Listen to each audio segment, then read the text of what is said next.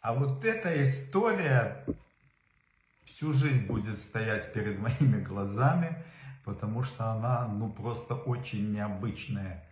В Москве, тогда еще столица СССР, зацепились мы с чеченцами. Мы часто цеплялись, потом мирились, дружились, снова цеплялись. И они говорят, стрелку набиваем тогда. Ну, хорошо.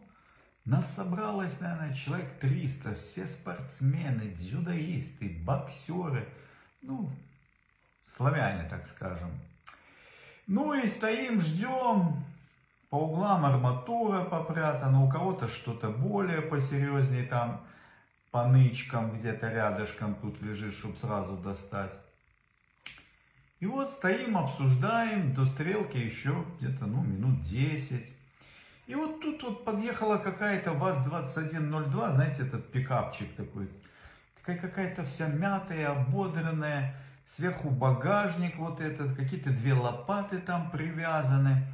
И вот она подъехала практически вплотную к нам, что-то там парень вышел, чумазый, ремонтирует, что-то наверху эти лопаты перевязывает, веревку развязывает. И вдруг этот парень, как барс, прыгает на спину. Спина это погоняла одного из старших, там, так скажем, у Люберецкой бригады. Прыгает на него, вот так вот петлю ему прям раз на руки, дергает ее, петля того обтягивает. Он запрыгивает на этот самый багажник, где вот эти лопаты привязаны.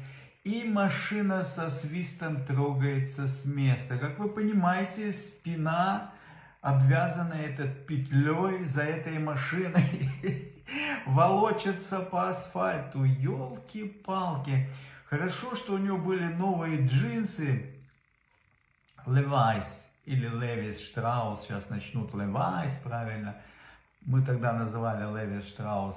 И новенькая кожаная куртка. Если бы он был без этого, наверное, шкура бы вся с него содралась. Ну и так он повредил локти, колени, головой пару раз ударился. Ну, парень был тяжелый, поэтому веревка метров через, наверное, 200 не выдержала, лопнула, он оторвался. Но вот такой вот чисто поступок, как в горах. На коня взвалили и чуть не увезли. В общем, ребята очень были дерзкие.